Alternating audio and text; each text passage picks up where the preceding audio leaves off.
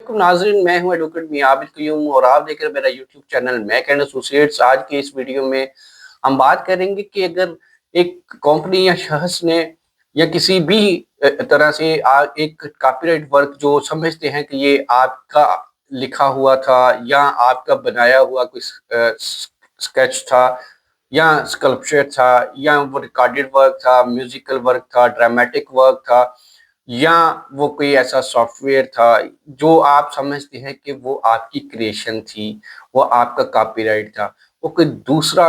उसको रजिस्टर्ड करवा लेता है अपने नाम पे और उसको वो सर्टिफिकेट भी जारी हो जाता है। सब्सिक्वेंटली आपको ये पता चलता है कि ये तो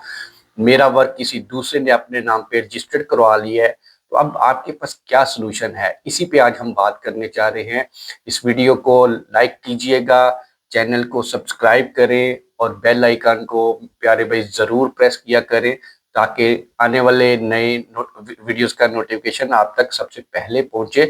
तो वीडियो को आगे बढ़ाते हुए बात करते हैं कि अगर आप जिस कॉपीराइट को अपना समझ रहे हैं वो कोई और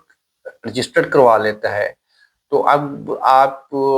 एक ऑथर तो हैं, आपने एक कॉपीराइट भी यानी क्रिएट किया, वो किसी भी कैटेगरी का हो सकता है, जो मैंने आपको बताया कि वो किसी भी तरह का कॉपीराइट वर्क है, लेकिन अब वो किसी दूसरे ने अपने नाम करवा लिया। तो सॉल्यूशन उसका क्या करना पड़ेगा कि आपको उसकी कैंसलेशन सीक करनी पड़ेगी, उसको टर्मिनेट करवाना पड़ेगा, उसको रिवोक करवाना पड़ेगा, जिसको हम लीगल लैंग्वेज में rectification of the copyright work भी कहते हैं। तो उसके लिए क्या करना होता है जी कि आप जो है वो अंडर द लॉ एक आप ज़ाहिर अपने कौंसल से रब्ता करेंगे और जो उसका प्रोसेस है, मैं ये एक लेमैन के लिए, एक आम आदमी के लिए,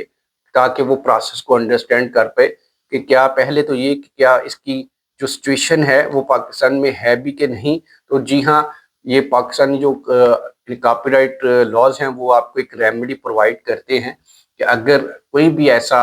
वर्क है जो आप समझते हैं कि ये आपका था, वो किसी ने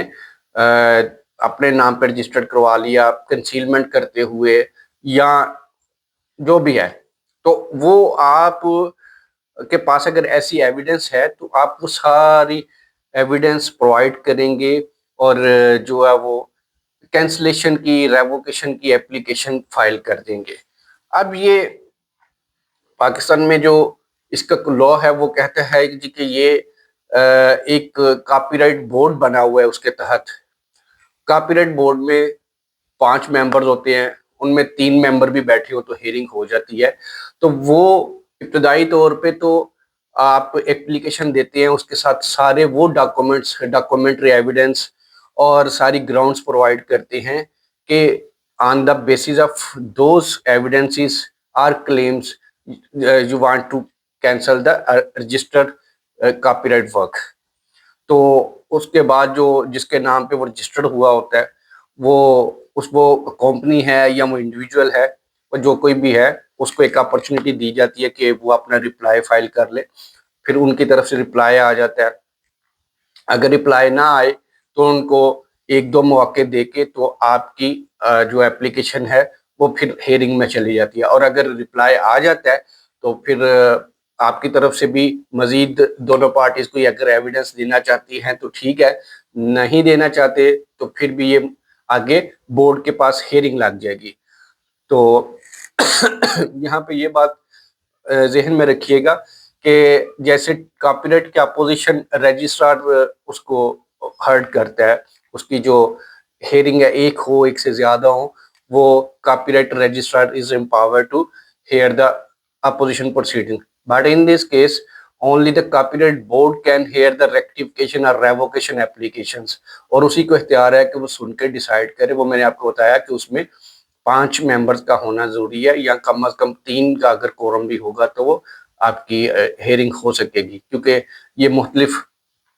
एरिया से होते हैं इसके पांचों मेंबर। तो अक्सर वाक़ ये होता है कि कोरम पूरा नहीं हो पाता, पर वो आपका कंसर्न नहीं है। आपको ये बेसिकली बताना मकसूद है कि अगर आपका कोई कॉपीराइट गलत तरीके से किसी दूसरे ने रजिस्टर्ड करवा लिया है और आप अपने आप को मुतासरा शख्स समझते हैं, तो आपको पाकिस्तानी कॉपीराइट लॉ पूरा जो है वो एक राइट देता है और एक रास्ता देता है। अगर आप एविडेंस हैं और आप प्रूव कर सकते हैं कि भाई आपका जो है वो آپ جس کی ورک کی کریشن کی وہ کسی نے غلط طریقے سے یا کنسیلمنٹ کر کے ادارے سے کاپی رائٹ آفس سے اس کو رجسٹر کروا لیا، تو وہ ہیئرنگ ہوگی جیسے کہ میں نے بتایا، تو اس میں اس سے پہلے سارے ڈاکومنٹس آ چکے ہوں گے، دونوں اطراف کے آرگومنٹس ہوں گے، اس میں تفصیلی جو ہے وہ آرگومنٹس ہوں گے، پھر وہ فیصلہ ریزرو ہو جائے گا، اور کچھ عرصے بعد ود ان اے منتھ اور 2 میکسیمم آپ کو جو ہے وہ اس کا ایک ججمنٹ آ جائے گی۔ اس ججمنٹ کے سے اگر آپ متفق ہیں تو بھی ٹھیک ہے، نہیں متفق تو اگین جو ہے وہ remedy to file the appeal in the high court, کیونکہ جو کاپی رائٹ بورڈ کی اپیل ہے وہ ڈائریکٹ پھر